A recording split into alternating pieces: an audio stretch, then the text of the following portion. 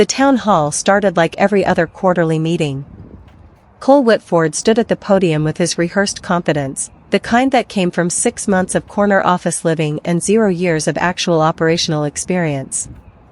I sat 3 rows back, checking my phone for Silver Bay's latest delivery confirmation. Everything was on schedule. Then I heard my name.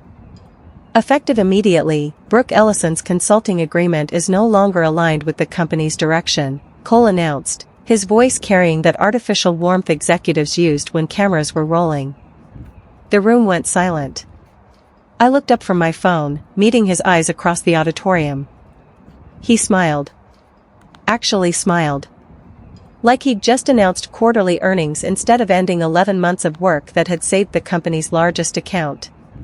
Security appeared beside me with a microphone mute button already pressed. The symbolism wasn't subtle. I stood slowly, gathering my notebook and phone. My throat burned, but my voice stayed level. Understood, I said. Nothing more. No questions, no protests, no scene. Just that single word hanging in the air while 300 employees suddenly found their shoes fascinating. I walked down the aisle toward the exit, footsteps echoing in the silence. The double doors closed behind me with a soft click that sounded like a gunshot. In the hallway, my hands shook. Not from fear or sadness. From pure, cold anger that needed somewhere to go. I pressed my palms flat against the cool wall and breathed slowly. Cole Whitford had just made the most expensive mistake of his career. He just didn't know it yet. The elevator ride down felt longer than it should have. Fluorescent lights reflected off the mirrored walls, showing me my own face from 5 different angles. I looked tired. 11 months of 80-hour weeks did that. I'd turned Silver Bay Logistics around from a relationship on life support to our flagship success story. Their CEO had personally thanked me twice. But none of that mattered to Cole, who'd decided my consulting fee was too expensive now that the crisis had passed. The elevator opened to the ground floor lobby. 2 security guards I'd known for months wouldn't meet my eyes. They handed me a cardboard box, the universal symbol of corporate dismissal. I tucked my access badge inside without a word. My personal items were minimal. I'd always kept my real work on encrypted drives at home, a habit from my days doing government contracting. Never leave anything important where someone else controlled the locks.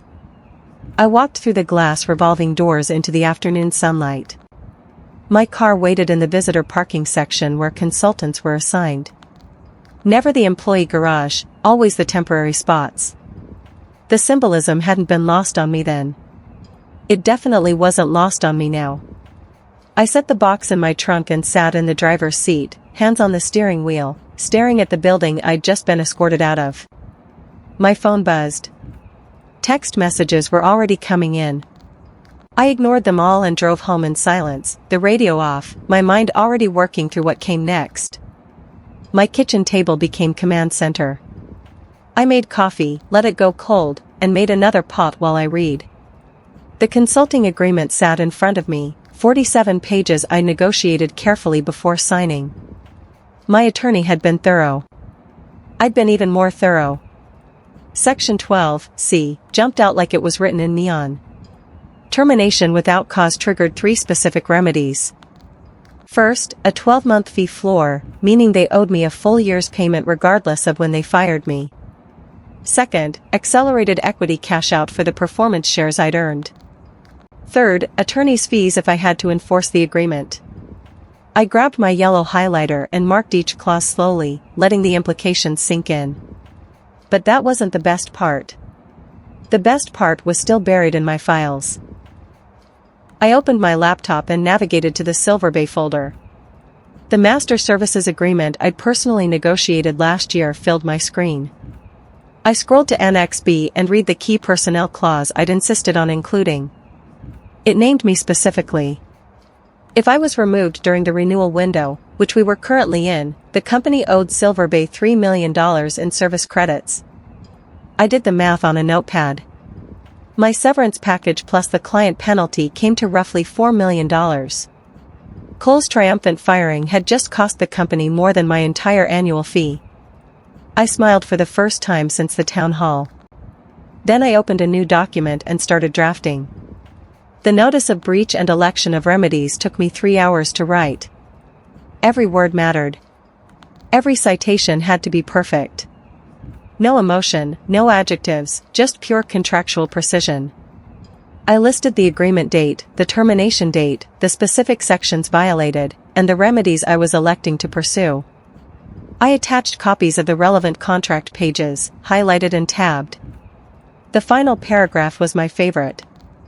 This notice constitutes formal election of all remedies available under Section 12(c), and reserves all additional rights under applicable law. Failure to cure within 10 business days will result in immediate legal action without further notice. I read it 5 times, changed 2 words, then read it again. Perfect. I scheduled a courier service for 9 the next morning. Signature required, photograph of delivery mandatory, chain of custody documented. When you're about to drop a bomb, you want proof it detonated. I saved the document, backed it up to 3 different locations, and finally let myself look at my phone. 47 missed calls. 63 text messages. 12 voicemails. I scrolled through the names. HR Director. 2 Vice Presidents. The Chief Operating Officer. Even Cole's Executive Assistant. Everyone suddenly wanted to talk to me. I opened a fresh notebook and logged each contact methodically. Time received, sender, subject line from texts, duration of voicemails I didn't listen to. Every piece of evidence documented. Then I turned my phone to do not disturb and went to bed. Tomorrow the real work began. Tonight, I needed sleep and clarity. The anger had crystallized into something sharper. Strategy. Morning came with rain against the windows. I dressed carefully, business casual even though I wasn't going anywhere. Appearance mattered, even to yourself. Especially to yourself. The courier arrived at 8:45, 15 minutes early. I handed him the envelope with detailed delivery instructions. He scanned the barcode, confirmed the address, and drove away with the most expensive piece of paper Cole Whitford would ever receive. I made breakfast and ate slowly, checking my phone every few minutes. Nothing yet. The delivery window was 9 to 11. I imagined the envelope sitting on the general counsel's desk, waiting to be opened. I imagined the moment someone read the first page and reached for their phone. The dominoes were lined up. All they needed was that first gentle push. At 10:37, my phone buzzed with the courier notification. Delivered and signed. The attached photo showed a hand in a dark suit sleeve accepting the envelope, initials visible on the signature line. I zoomed in. Those were General Counsel Marcus Webb's initials. Perfect. The countdown had officially started. I spent the next hour organizing my files. Performance reviews from Silver Bay's executives, all glowing. Email chains showing my work preventing their account cancellation. Budget reports proving my consulting fee was less than 5% of the revenue Silver Bay generated. Documentation was boring, methodical work. It was also bulletproof armor. My phone stayed silent through lunch. Too silent. They were in meetings, I figured. Emergency sessions trying to figure out if my notice had any teeth. By evening, I'd know they'd found the answer. The call started at 2:15. First, the HR director. Then the COO. Then a number I didn't recognize that left a voicemail identifying himself as outside counsel. I let every call go to voicemail and logged each one in my notebook with timestamps. By 5 o'clock, I had 19 attempted contacts. Not one from Cole directly. Interesting.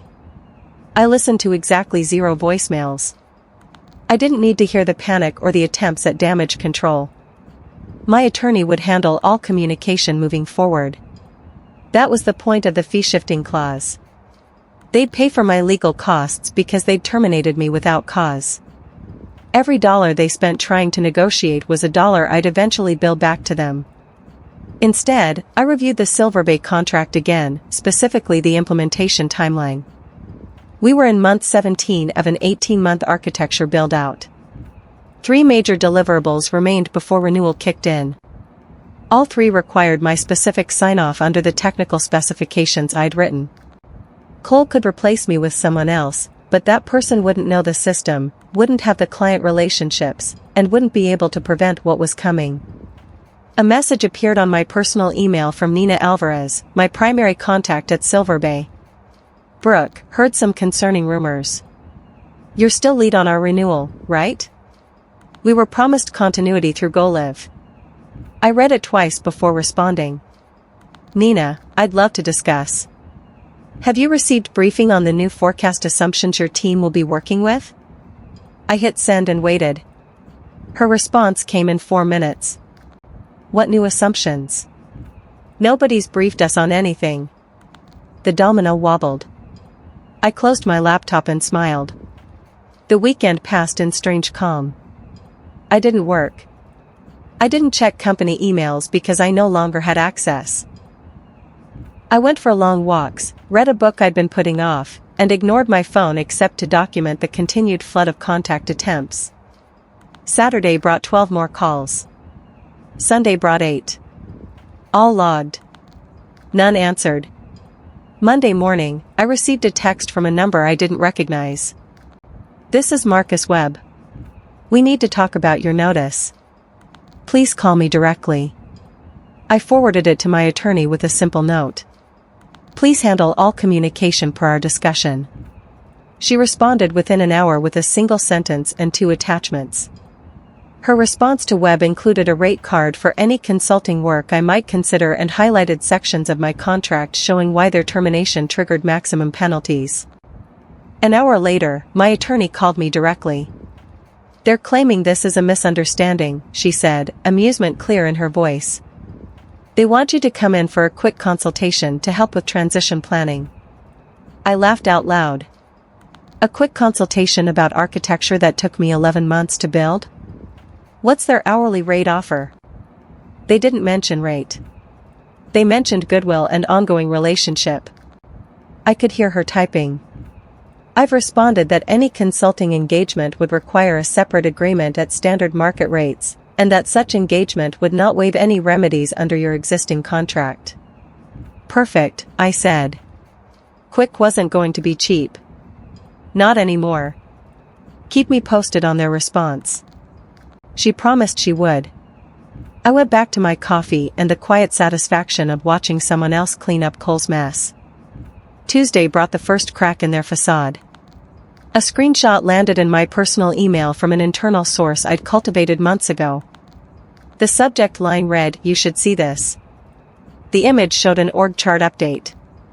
A junior consultant named Trevor Moss had been assigned to act in Brooke Ellison's stead for Silver Bay engagement. I zoomed in on Trevor's photo. He looked about 26, fresh-faced, terrified. I'd met Trevor twice. Nice kid. Smart enough. But he'd been with the company for 8 months and had exactly 0 experience with integrated logistics architecture. You didn't learn an 18-month implementation in a week. You certainly didn't learn the relationship nuances with a client who'd almost fired the company before I'd stepped in. I forwarded the screenshot to my attorney without comment. She'd know what it meant. They were trying to replace me with cheaper labor, the exact reason Cole had terminated my contract. But cheaper labor couldn't deliver what I'd built. The math was about to prove that in painful, public ways. That afternoon, another message came from Nina at Silver Bay. Brooke, we just got a new contact assignment. Trevor Moss? Is this temporary or permanent? We have major milestones next week. I read her message 3 times, weighing my response carefully. Nina, I'm no longer under contract with the company. Trevor's assignment isn't something I have visibility into. Have you discussed timeline concerns with your account executive? Her response was immediate. Our account exec says everything is on track. But you built this whole system. How can everything be on track without you? I didn't answer. She was asking the right question. Soon, the company would have to answer it. The first missed milestone hit on Thursday. Silver Bay's data validation test, a critical checkpoint I'd scheduled months ago, failed at integration. According to my source, Trevor had run the test using outdated parameters. The system flagged 300 inconsistencies that would have been caught if he'd used the updated protocol I'd written. Instead, those errors were now in the pipeline, creating downstream problems that would take days to untangle. Nina's email to the company's account team was forwarded to me within an hour. We've identified significant data validation failures that should have been caught before deployment. This represents a minor delay in our timeline, but we need immediate remediation. I read the word minor and knew better. Minor delays became major disputes. Major disputes became contract penalties. The machine I'd built was working exactly as designed, except now nobody knew how to operate it. My attorney called that evening. They've sent another outreach. They want to bring you back for a limited engagement to help stabilize the Silver Bay account. They're offering your previous hourly rate. I set down my coffee. Counter with triple rate, minimum 40-hour weekly commitment billed regardless of hours worked, and a separate indemnification for any errors or omissions that occurred after my termination. She was quiet for a moment. That's aggressive. I smiled. So was firing me in a town hall. Send it. She promised she would. I hung up and returned to my quiet evening. Leverage wasn't something you demanded. It was something that accrued, hour by hour, like interest on money someone else borrowed without asking. By the following Tuesday, the minor delay had evolved into a formal client concern. Silver Bay sent a letter to the company's executive team with copies to their account management and legal departments. My source forwarded it to me with a simple message. It's getting bad. I opened the attachment and read slowly. Per Master Services Agreement Section 4.7 and Annex B, Silver Bay Logistics provides notice of key personnel removal during active renewal window. Brooke Ellison's termination has resulted in measurable service degradation, including missed milestones, inadequate technical oversight, and breakdown in communication protocols. Pursuant to Annex B, we are formally invoking $3 million in service credits, applicable immediately to outstanding and future invoices. I read it 3 times. Each time, the words felt more satisfying. $3 million in service credits meant Silver Bay would receive free services until the credit was exhausted. The company wouldn't see actual revenue from their largest client for months. Maybe longer if additional problems emerged. Cole had saved my consulting fee and lost more than 20 times that amount in client penalties. I forwarded the letter to my attorney. This is the key personnel clause I mentioned. They just triggered it. She responded within minutes. This changes the settlement math significantly. They're going to want to resolve your claim quickly before additional damages pile up. I leaned back in my chair, staring at my ceiling. The dominoes were falling faster than I'd anticipated. Gravity did most of the work once you tipped the first one. The company's CFO made the news on Thursday morning. Not intentionally. A photo captured outside headquarters showed him walking fast, jaw clenched, phone pressed to his ear. The business reporter's caption speculated about internal tensions following recent client disputes. I studied his face in the photo. That was the expression of someone reviewing variance reports that had gone catastrophically wrong. My source confirmed it later that day. Emergency Audit Committee meeting scheduled for Monday. Board members flying in. This is serious. I filed that information carefully. When boards called emergency meetings outside regular quarterly sessions, careers ended. Someone would be held accountable for the Silver Bay mess and the $1 million severance claim I'd triggered. Cole's name was probably being mentioned in every conversation, though nobody would say it out loud yet. That evening, Marcus Webb emailed me directly from his personal account. Brooke, perhaps we can resolve this amicably.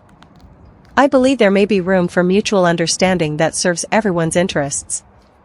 I read his carefully neutral language and translated it instantly. They'd done the math. They wanted to settle before Monday's board meeting. I forwarded it to my attorney. Please respond. She sent her reply within the hour. Mr. Webb, my client remains open to resolution consistent with her contractual rights under Section 12(c). We have reviewed the agreement thoroughly and believe the terms are unambiguous. Please advise if you'd like to schedule a formal settlement discussion. No mention of amicable. No suggestion of compromise. Just math and contract language. I approved every word. I spent the weekend building a spreadsheet. Column 1 listed every remedy I was entitled to under Section 12(c). 12-month fee floor. Accelerated equity cash out. And used performance bonus. Attorney's fees incurred to date. Interest calculated from termination date to present. Each line item included contract citations and calculation methodology. The total came to $1,047,000. I titled the document Damages per Agreement and saved it in 6 different locations. Monday morning arrived with gray skies and cold wind. I dressed in my best suit even though I wasn't going anywhere. Presentation mattered, even to yourself. Especially on days when other people were learning expensive lessons in boardrooms you weren't invited to. My attorney called at 9:15. They've requested a formal settlement meeting for Wednesday. In person, at their offices. They want you there. I considered that. Walking back into that building would feel strange. But I'd never been afraid of uncomfortable spaces. I'll be there. What's their opening position? She hesitated. They haven't sent one yet. I think they want to gauge your willingness to negotiate first. I smiled. My willingness to negotiate is directly proportional to their willingness to honor contracts they've already signed. Tell them I'll see them Wednesday at 10. The meeting was set. I spent the rest of Monday reviewing every document I'd compiled, every email I'd saved, every performance metric I'd exceeded. If they wanted negotiation, I'd bring documentation. If they wanted settlement, I'd bring math. Either way, I'd bring the signed contract they'd chosen to violate. Words on paper didn't care about Cole's corner office or his rehearsed competence. They just were. Tuesday brought an unexpected complication that made my position even stronger. A senior director at one of our cloud infrastructure vendors, someone I'd worked with for months on the Silver Bay implementation, forwarded me an email chain. Thought you should see this. They're still using your name. The thread showed the company's technical lead assuring the vendor that Brooke Ellison remains program lead and primary architectural authority. The date on that email was 5 days after my termination. They'd represented to a third party that I still held a position I'd been publicly fired from. That wasn't just a mistake. That was potential fraud, misrepresentation that could expose them to vendor claims if the implementation failed. I forwarded it to my attorney with a subject line of 2 words. Evidence of misrepresentation. She called me immediately. This is significant. If they were representing you as still engaged while simultaneously refusing to honor your contract, that's bad faith. It converts a contract dispute into something much worse. I understood the implications. Bad faith meant punitive damages might be on the table. My settlement number had just gone up. Do we mention this Wednesday? I asked. We will if we need to, she replied. Let's see what they offer first. Sometimes the threat of additional claims is more powerful than filing them. I appreciated her strategy. The best weapons were the ones you didn't have to use. The threat alone changed behavior. I confirmed I understood and hung up. Wednesday was going to be very interesting. I arrived at company headquarters at 9:45, 15 minutes early. The same security guards from 2 weeks ago were at the desk. This time they met my eyes and greeted me by name. Word had traveled. I signed the visitor log and accepted a temporary badge. Visitor status. The symbolism was perfect. Marcus Webb's assistant met me in the lobby and escorted me to a conference room on the executive floor. Glass walls, cold water in pitchers, hard chairs designed to be uncomfortable during long negotiations. My attorney was already there, her briefcase open, documents arranged precisely on the table. She stood and shook my hand formally, a signal to everyone watching through the glass that this was business, not personal. Webb arrived exactly at 10 with the CFO and someone I didn't recognize who introduced herself as outside counsel. No Cole. Interesting. They sat across from us, and Webb opened a folder. Thank you for coming, Brooke. We want to resolve this situation fairly and quickly. I said nothing. My attorney had coached me. Let them talk first. Let them show their cards. We've reviewed your notice and your contract, Webb continued. We believe your interpretation of Section 12(c) is overly broad. My attorney leaned forward. Which specific language do you interpret differently? Webb glanced at his outside counsel, who took over. The 12-month fee floor was intended for situations where the client relationship continued but the consultant was removed. Here, the entire consulting arrangement ended. My attorney didn't blink. The contract language doesn't distinguish between those scenarios. It says termination without cause triggers the fee floor. Would you like me to read the exact wording? Silence. The CFO broke it. Let's discuss numbers. The CFO slid a paper across the table. This is our settlement offer. 6 months severance, accelerated equity, and a mutual release. I looked at the number. It was half what I was owed. I slid it back without comment. That doesn't comply with the contract, my attorney said calmly. Section 12(c) specifies 12 months, not 6. Webb tried a different approach. Brooke, you're a reasonable person. We had a good working relationship. Cole made a decision that perhaps could have been handled differently, but the company is facing significant financial pressure from the Silver Bay situation. We're asking for some understanding. I met his eyes. The Silver Bay situation exists because someone decided my contract was too expensive without reading the consequences. That's not financial pressure. That's poor planning. The outside counsel jumped in. There's also the matter of your obligations under the confidentiality and cooperation clauses. We need your assistance with Silver Bay to minimize ongoing damages. My attorney smiled. Any consulting work would require a separate engagement at market rates. That's not part of the settlement discussion. This discussion is about honoring the contract you already signed. The CFO looked pained. The board is asking questions about how this situation developed. We need resolution before Thursday's full board meeting. There it was. The timeline that mattered. They needed this closed before the board started investigating who approved my termination without reading my contract. My attorney sensed the opening. Then I suggest your next offer reflects the contract language exactly. We're prepared to litigate if necessary, and we have strong grounds for bad faith claims based on misrepresentations made after Ms. Ellison's termination. Webb's eyes widened slightly. They knew about the vendor email. Of course they did. Someone had told them. The question was whether they'd fight or fold. They asked for a 15-minute recess.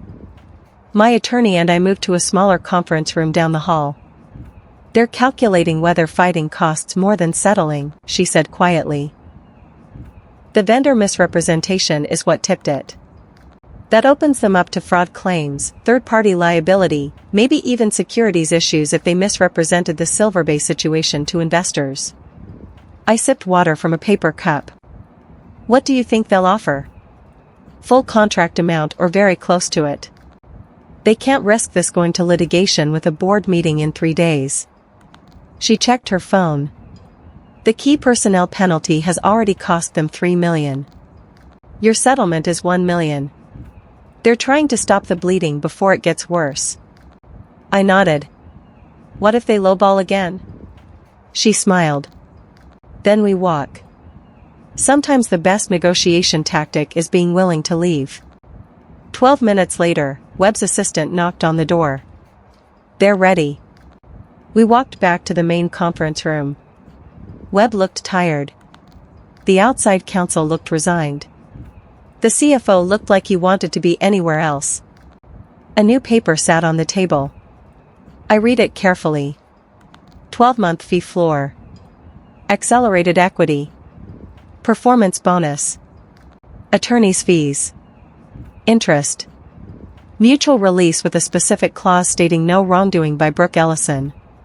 Total amount, $1,062,000. I looked at my attorney. She read it, made 2 small marks with her pen, and slid it back. The fee-shifting clause needs to specify ongoing attorney's fees through execution of this agreement, not just fees incurred to date. And the no wrongdoing language should be in the first paragraph, not buried in section 9. Webb nodded. We can make those changes. I spoke for the first time in 20 minutes. Then we have an agreement. The revised settlement took an hour to draft and review. I read every word twice. My attorney read it 3 times. When we were both satisfied, I signed my name on the final page. Webb signed for the company. The outside counsel witnessed. The CFO looked like he'd aged 5 years in 5 hours. We shook hands across the table, a formality that felt hollow. This wasn't reconciliation. This was math finally catching up with decisions made in arrogance. Wire transfer will process within 3 business days, the CFO said quietly. You'll receive confirmation directly. I nodded. I'll expect it Friday by close of business. He confirmed. We gathered our materials and stood. As we walked toward the door, Webb cleared his throat. For what it's worth, Brooke, you did excellent work. The Silver Bay situation is unfortunate. I paused at the doorway. The Silver Bay situation was predictable. You remove the person who built something, and you shouldn't be surprised when it breaks. That's not unfortunate. That's cause and effect. I didn't wait for his response. My attorney and I walked to the elevator in silence. In the lobby, we shook hands professionally. I'll send you a final invoice for my time, she said. The company will pay it per the settlement terms. I thanked her and walked to my car. The afternoon sun broke through clouds as I drove away from headquarters for what I knew would be the last time. No cardboard box this time. No security escort. Just a signed agreement in my briefcase and the quiet satisfaction of being proven right. The building disappeared in my rearview mirror. I didn't look back. Thursday morning brought the news I'd been expecting. My source sent a brief message. Cole's profile disappeared from the leadership page. Interim CEO announcement going out this afternoon. I read it without emotion. Cole Whitford's corner office tenure had lasted exactly 6 months and 2 weeks. His signature accomplishment was costing the company $4 million and counting. The official announcement arrived in my inbox at 2:30 despite no longer being an employee. Someone had forgotten to remove me from the company-wide distribution list. The board of directors announces that Cole Whitford has decided to pursue other opportunities. Malcolm Torres will serve as interim CEO while we conduct a comprehensive search for permanent leadership. Corporate speak for fired. The phrase, pursue other opportunities, was code everyone in business understood. I felt no satisfaction. Cole's termination didn't undo mine. It didn't give me back the 11 months I'd invested or the relationships I'd built with Silver Bay's team. It just proved that bad decisions eventually find accountability, even when the people making them sit in corner offices. Justice wasn't always poetic. Sometimes it was just arithmetic catching up with hubris. That evening, Nina from Silver Bay called my personal cell. I just heard the news about Cole. I also heard rumors about you and some kind of settlement. Are you okay? I appreciated her concern. I'm fine, Nina. Everything got resolved appropriately. She hesitated. The board asked me to reach out to you about a potential advisory role. Not employment, something flexible. We're evaluating vendor relationships and could use someone who understands the architecture. I let that sink in. Advisory role meaning what exactly? She explained. Strategic consulting, my choice of projects, market rates, no exclusivity requirements. I could work with other clients. I could set my own schedule. They just wanted access to my expertise when they needed it. Send me a proposal, I said. I'll review it and get back to you. She promised she would. We said goodbye, and I set my phone down. New doors opened when old ones closed. Sometimes you just had to wait for the hinges to stop squeaking. Friday afternoon, my phone pinged with a bank notification. Wire transfer received. $1,062,000. I stared at the number on my screen for a long moment. It wasn't about the money. It had never been about the money. It was about the principle that contracts meant something, that experience had value, that you couldn't just discard people when convenient and expect no consequences. I called my attorney to confirm receipt. It's done, she said simply. You fought for what you were owed and won. That's rarer than it should be. I agreed. Too many people accepted bad treatment because fighting seemed harder than moving on. Sometimes fighting was exactly what needed to happen. Not out of spite, but out of respect for yourself and the work you'd done. That evening, I walked past the company headquarters with a coffee in hand and my phone on silent. The building looked the same as it had 2 weeks ago when security had handed me a cardboard box. But everything had changed. Inside those glass walls, executives were learning expensive lessons about reading contracts before terminating them. About valuing expertise before dismissing it. About the difference between cost and value. I kept walking. The city felt different somehow. Lighter. Not because I'd won or because Cole had lost. But because I'd stood up for myself when it mattered and refused to accept treatment that violated agreements freely made. That was worth more than any settlement check. That was the kind of victory that lasted. Monday brought Nina's proposal. Strategic advisory agreement with Silver Bay Logistics. 6-month term, renewable. 15 hours monthly minimum, 30 hours maximum. Rate of $450 per hour. No exclusivity, no non-compete, work from anywhere. I read it twice and sent it to my attorney for review. This is a good deal, she confirmed after reading it. You maintain independence while rebuilding relationships on your terms. I signed it Tuesday morning and returned the executed copy. Nina called to welcome me aboard officially. We're glad to have you back, Brooke. The team missed your expertise. I appreciated that.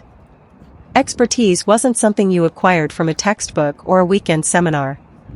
It came from years of work, mistakes learned from, problems solved under pressure.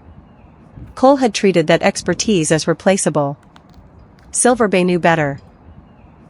Over the next week, I settled into a new rhythm. Consulting work with Silver Bay 3 days a week from my home office. Exploring 2 other potential clients who'd reached out after word spread about my availability. Reading contracts carefully before signing anything. I'd learned that lesson well. Everything in writing. Every term negotiated. Every clause that mattered highlighted and understood. My former colleague from the company, the source who'd been forwarding me information, sent a final message. Trevor quit yesterday. Too much pressure trying to fill your shoes. They're bringing in another consulting firm at triple your rate to fix the Silver Bay mess. Irony is beautiful sometimes. I smiled at that. They'd fired me to save money and ended up spending 3 times as much to replace me. Math didn't lie. Neither did consequences. A month after the settlement, I received an unexpected email.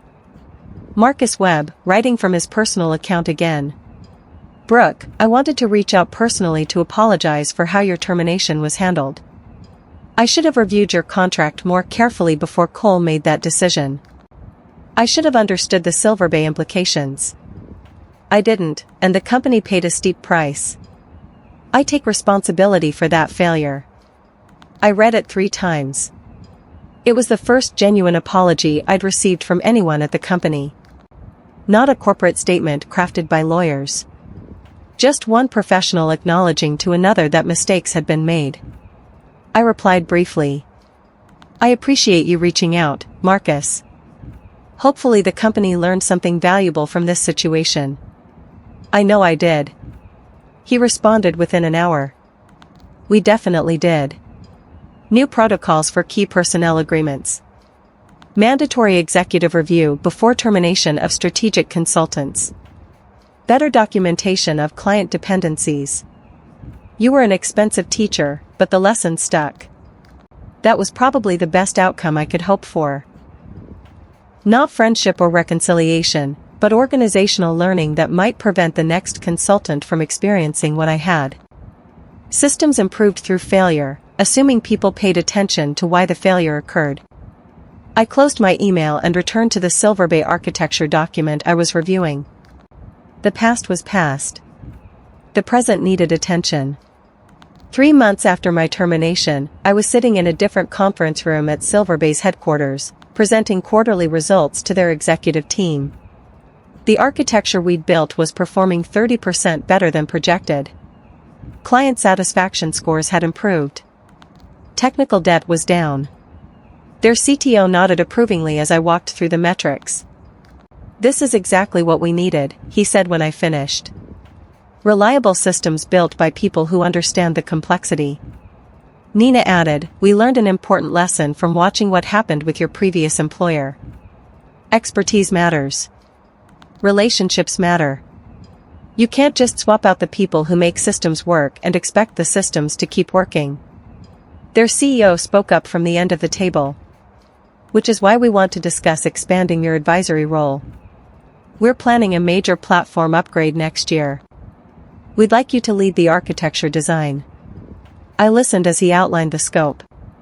12-month engagement, significant increase in hours and compensation, potential for equity if the project succeeded. It was everything I'd wanted at my previous company.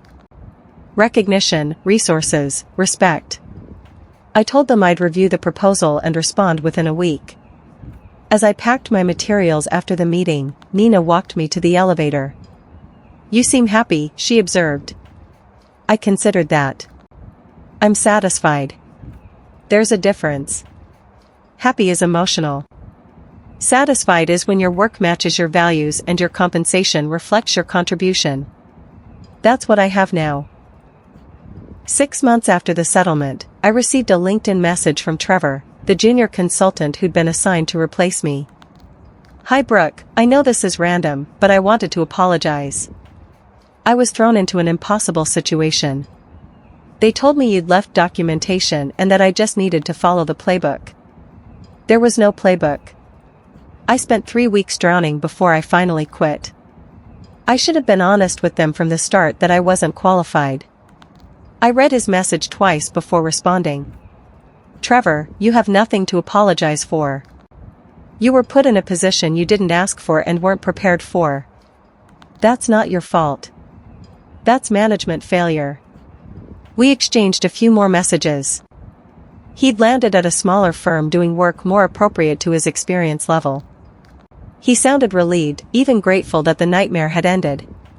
His message reminded me that there were no villains in this story, just people making decisions with incomplete information or excessive confidence. Cole had underestimated the complexity of what I'd built. Webb had failed to read carefully enough. Trevor had been used as a cheap replacement without proper support. Even I had made mistakes, staying too long at a company that undervalued expertise. The lesson wasn't about revenge or vindication. It was simpler and older than that. Know your worth. Document it. Put it in writing. And when someone violates an agreement, hold them accountable not from anger, but from principle. Contracts existed for exactly these moments when relationships deteriorated and only the written word remained trustworthy. A year after my termination, I attended an industry conference in Chicago. I was speaking on a panel about contract negotiation for technical consultants, sharing lessons learned from my experience without naming companies or individuals. The room was packed with consultants who'd faced similar situations or feared facing them. They asked sharp questions about documentation, leverage, and knowing when to fight versus when to walk away. After the panel, a young woman approached me. That story you told about the key personnel clause saving you, that was brilliant negotiation. How did you know to include that language?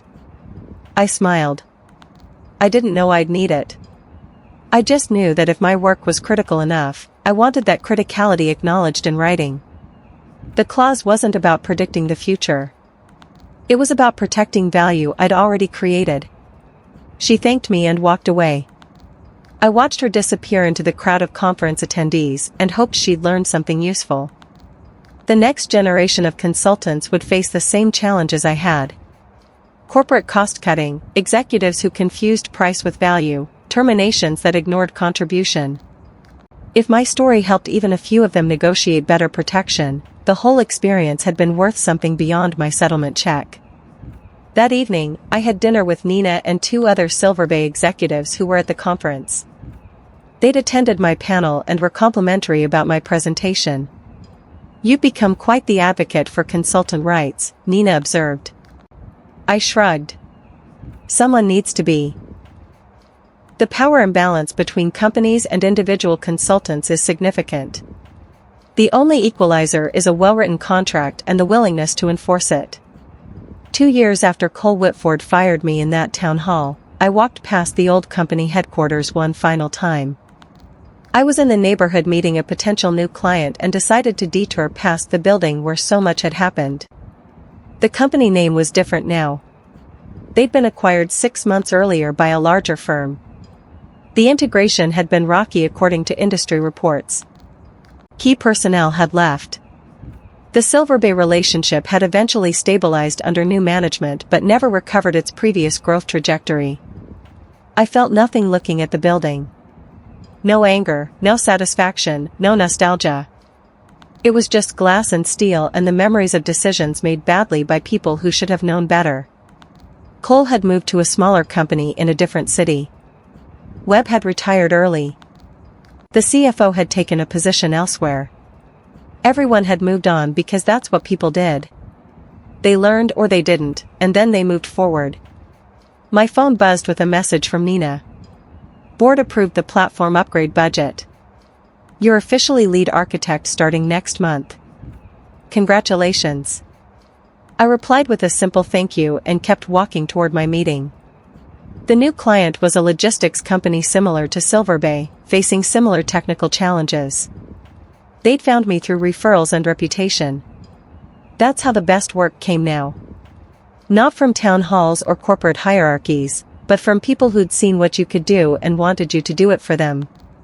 I reached the coffee shop where I was meeting the client and paused before going inside. 2 years ago, I'd walked out of a building with a cardboard box and burning anger. Today, I walked into opportunities with clear contracts and hard-won wisdom.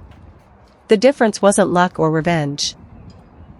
It was learning that your value wasn't determined by people who fired you.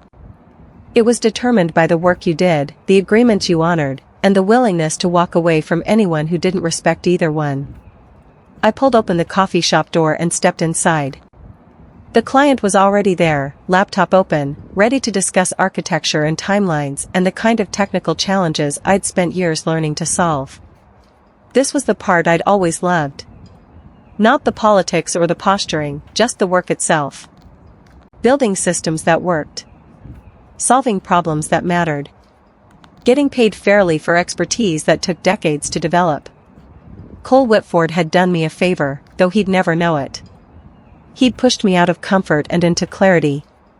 Sometimes the best thing that could happen to you was someone showing you exactly how much you were worth by trying to replace you cheaply. The math always won eventually. I'd learned that lesson well. Now I made sure every contract I signed reflected it. Know your worth, lock it in writing, and let incompetence invoice itself. That was the only revenge that mattered. The kind that paid.